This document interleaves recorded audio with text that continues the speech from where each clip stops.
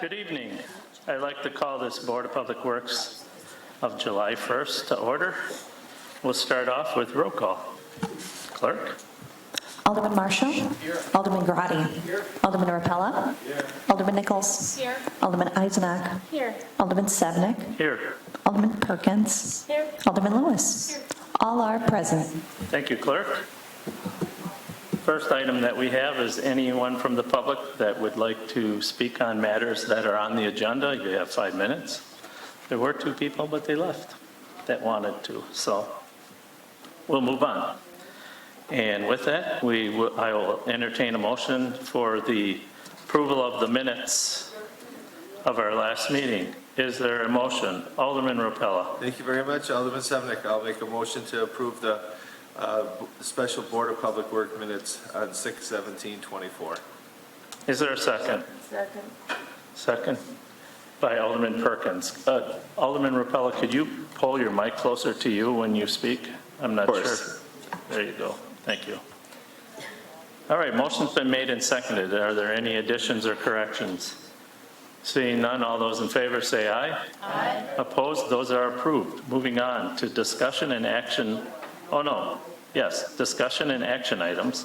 And we may veer off a little bit, but this is about the Taco Street Bridge Maintenance and Operations Agreement. And I'm also going to ask that the director also address the fact that we've been having some issues with the bridge, with it staying up, and I actually understand it's been staying closed both directions. So if you could address it, I know you've had multiple meetings. I've been on the phone with personnel on this issue, and they were actually working on it while I called them and that. So can you address this, Director?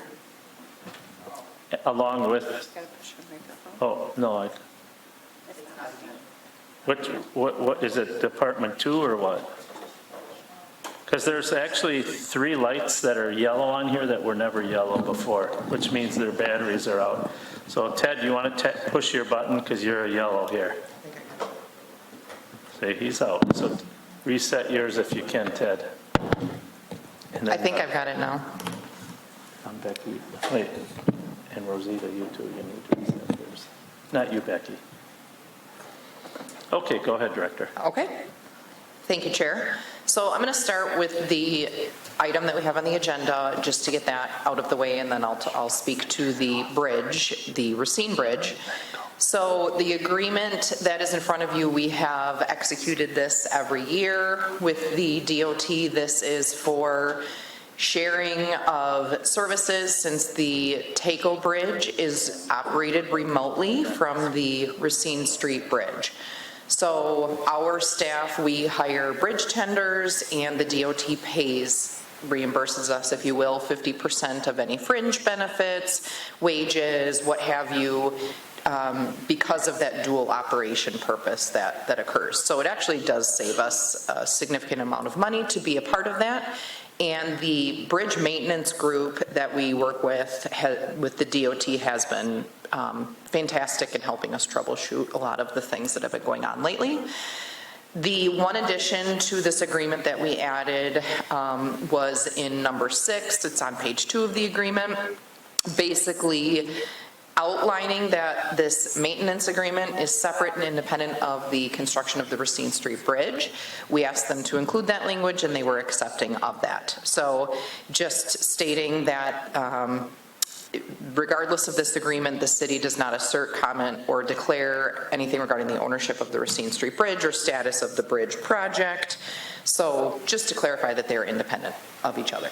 So again, standard agreement. We have done this in the past and would continue to operate the same in the future. Now, in the way of Racine Street Bridge, I'm sure you've all been aware that the bridge keeps getting stuck, if you will. We had been getting complaints. I'm going to back up a little bit just to kind of give perspective and where we are today. So we have been getting complaints since last fall, last summer, about bridge noise. When the traffic goes over the bridge, there's a boom boom, a ka-clunk, whatever you want to call it. we deferred to WISDOT and said, okay, we're not noise experts, bridge experts, please tell us, in your opinion, what is occurring here. They had a specialist come in and stated that it is normal for bridge operations that you're going to hear this bang of a bridge of this type. We subsequently, this spring, once we started utilizing the bridge more, having our tenders there, going through training, we did some troubleshooting and found that if we operated in a manual mode, that we were able to get it seated a little bit better when it came back down to avoid some of that banging.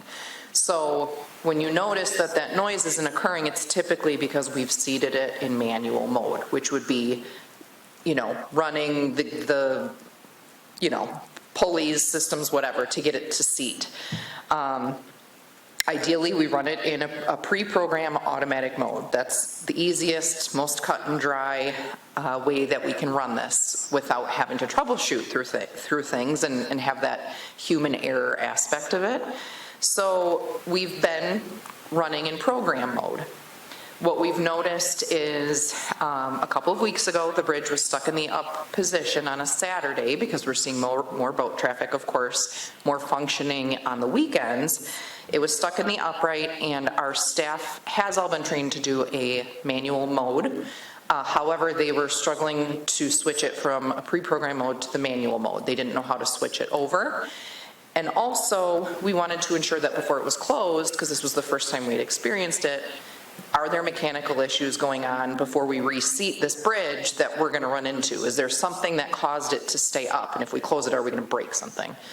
So Thad responded to that, and that was, I think, our longest closure, about a 3-hour time frame 2 Saturdays ago, and checked all the mechanical components, looked everything over, and then closed it, reset the system, and then we were functional again, or so we thought.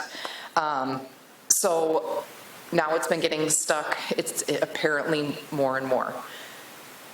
We have not noticed any changes in mechanics. We've not noticed any changes in the program. We haven't made adjustments from time to time when it works and then when it doesn't. So we haven't been able to pinpoint a specific reason as to why this is occurring.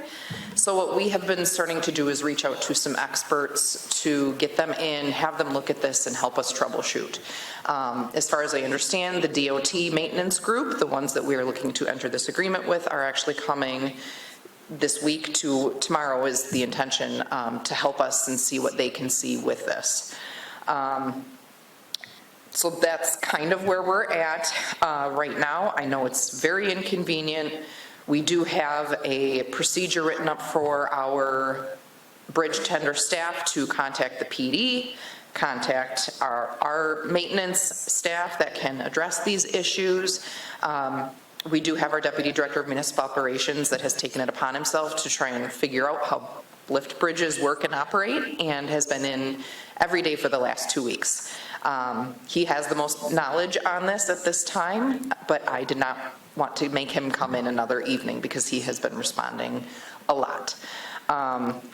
So working through it, again, using our resources, trying to reach out to the state, other entities to try and get some information on this moving forward. So we're doing our best. We've been spending a heck of a lot of time out there. I was out there all afternoon observing, went down to the mechanic room. We were looking at mechanic pieces as it was getting lifted. This afternoon was an extended period of time again because we were practicing some lifts so that we could observe down in the mechanical room and at the surface, with the controls. So we're doing our best.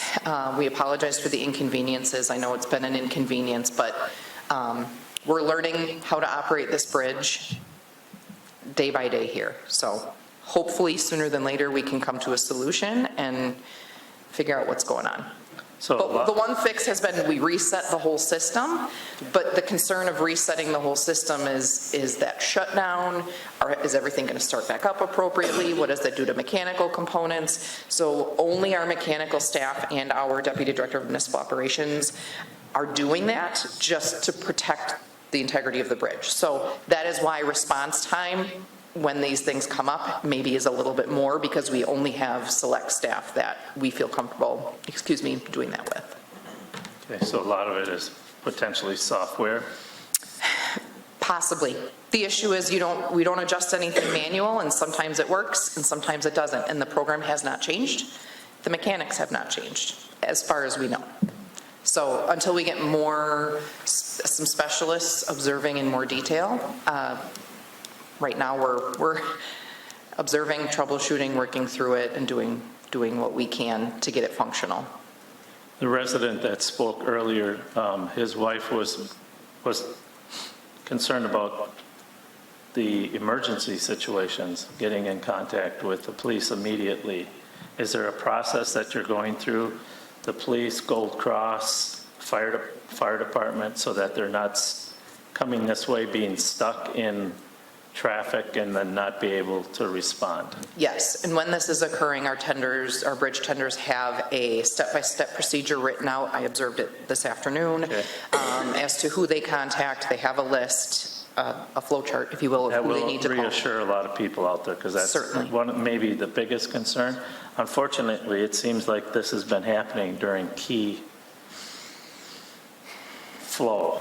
Right. As far as. And it's traffic operating flows. more on the weekends, and it's going to happen on the weekends because it's just moving up and down more. The other thing too is I've watched some of these boats, and I don't understand why they're not using the higher end of the bridge that they can go under without opening the bridge.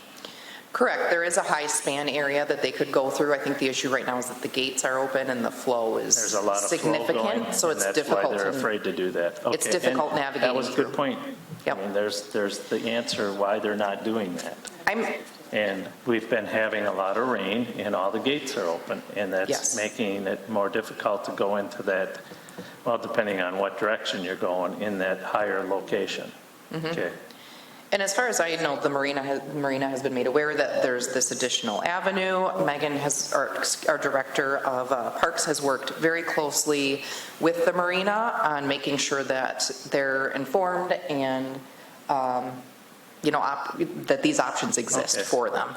And you know what, I'm- I'm sure they know, you know what I mean? But we do have a lot of visitors that come through here, and when they do stop in for gas, that's what a lot of them do. They should be aware that there is another option there. The bridge does not have to open, and actually, the bridge is 3 feet higher than when I used to boat, before the new bridge, and so, And I'll throw an analogy out there. The way I'm kind of looking at it is you buy a car and you expect everything's going to run, but you need to air the tires, you need to check your oil, you need to fill up with gas. There's maintenance things you have to do, which we are doing. We're greasing, we're oiling, we're doing all of that. But you're going to sometimes get a recall that comes through because issues have arisen. You don't realize it's mechanical moving components that until you wear it in. well, the recall is a good reply, because it's a new bridge and it should be operating better than the old bridge, so. All right, do we have anything further on that? Unless anybody else has questions for me. Anyone have, who's Alderman Grady? Oh, okay. Go ahead. Thank you, Chair. So I'll ask Director Youngate, Menasha does not own this bridge currently, is that correct? Or who's that question for? We have been having internal conversation with the state, with our staff, in ironing out what exactly ownership means and when ownership is issued. So according to the state, from what they issued to us, they issued substantial completion in early September of '23, and they're falling under a state statute that says, yes, once a bridge is reconstructed, it gets handed to the local municipality. That is what they're falling under. We have been asking questions as to, it's not defined that it's substantial completion. There's still a warranty out there. How does this look? So that's really the extent of what I'm able to say about that.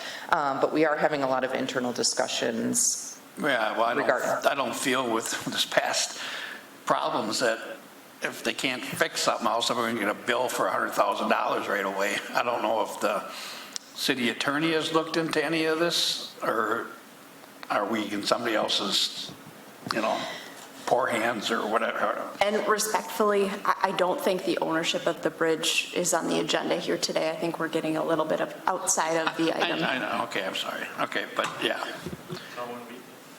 In general. I mean, we are talking about the bridge, and that'll be something that I can rule on, but to the extent that we're going with this, I guess you can call and get most of those answers would probably be the best way of handling it. Okay, thank you. All right. Because I know it wasn't on there, but just TACO was on there. Right. Then you changed it to Racine, so I just had a concern. Well, we're talking about the maintenance and operations agreements, so also with that. And our All right. mayor and our attorney are kept fully aware of everything that transpires. Alderman Rapella. Alderman Sevenick. Couple questions. Laura, first, how often is the TACO Street Bridge opened up on a yearly basis or on a monthly basis? Probably a handful, 5 to 10, a dozen a year. Okay, all A right. dozen a year. All right, thank you. Next one. I noticed that Green Bay, or I should say the state is giving Green Bay money to fix the Nitschke Bridge finally because they figured out that it was a concern, so I just want to make sure you're aware of that. Okay, next one. I just think we're just so nice here in Menasha. In order to save the life of this bridge, I would like to see us put some more discussion and some thought to limiting the opening times of that bridge. That way Thad would know what time to be there so he could fix if there's an issue. So this way, if we would pick out a few times during the day that the bridge was going to be open, it would save the life of the bridge and also save issues that we have as far as if it doesn't open or close. So I think we should really put some thought into that when the bridge is opened. So I believe that's dictated mainly by the Army Corps for navigability purposes. We are required to maintain navigability for recreational traffic So from. it could go open every 15 minutes. It's It open takes up. priority actually over the If we don't open a bridge bridge, itself. if we don't open the For lift bridge within a traffic. certain amount of time, we can be fined by the Corps for not responding appropriately or in an appropriate time frame. There's no recourse for the road because it's a local roadway, even if it was a state roadway. So how does Sturgeon Bay get away with only having opening times for their bridge? I would have to Okay. do some research on Just curious. their operations. I'm thinking it just save our bridge from opening and closing all the time. Well, Thank let's you not very much. forget it's a brand-new bridge, so. Alderman Nichols. Thank you.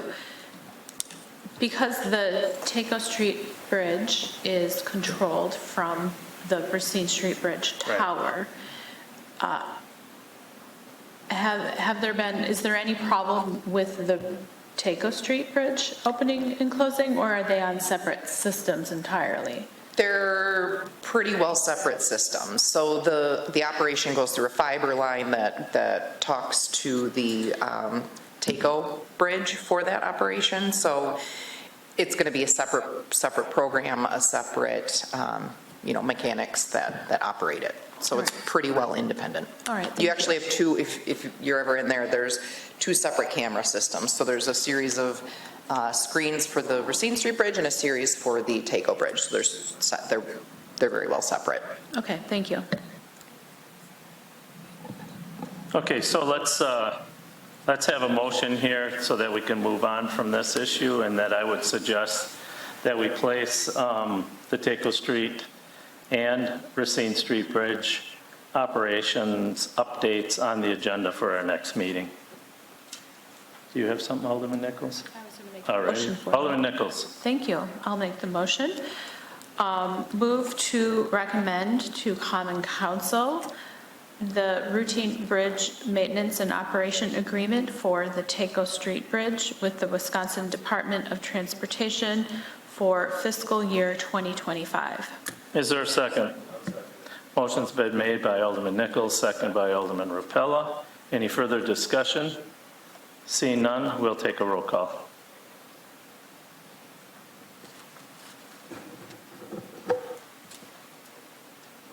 Motion carries 8-0. Thank you, Clerk. Moving on, we have a street use application. Is there a motion? Alderman Rapella. Thank you very much, Alderman Semnick.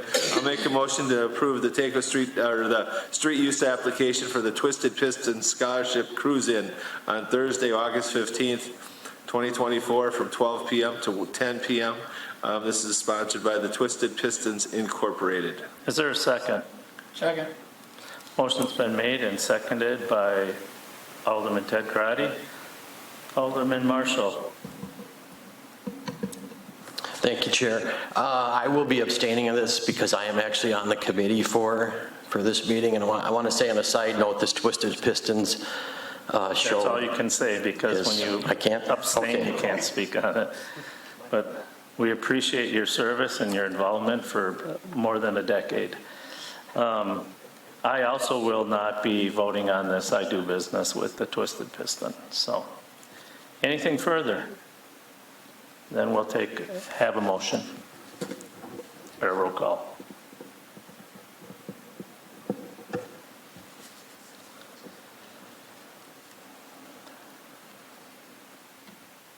Oh, I voted, I hit the wrong button because this thing's in front of me. Can we re-vote, please? Sorry. Yeah? I have this tablet in front of me. I thought I hit it.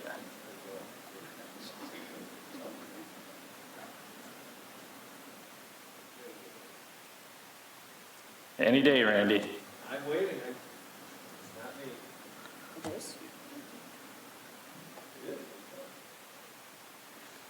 Hello. Anyways, Motion carries 6-0, 2 abstention. if you just focus. Thank you for that, Clark. We're moving on to street use application. The next one, this is for the Community First Fox Cities Marathon. Is there a motion? Alderman Rapella. Thank you very much, Alderman Semnick. I'll make a motion for the street use application for Community First Fox Cities Marathon. It's dated Sunday, September 22nd, 2024. It runs from 3 in the morning to 7 a.m. That's sponsored by the Community First Credit Union. Is there a second? Second. Second by Alderman Marshall. Anything further on the committee? Any questions? This is pretty routine. All right, we'll take a roll call on that also.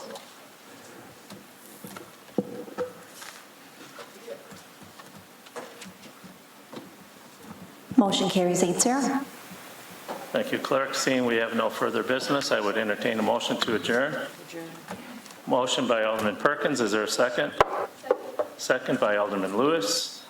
All those in favor say aye. Aye. Opposed? We are adjourned. Have a great evening.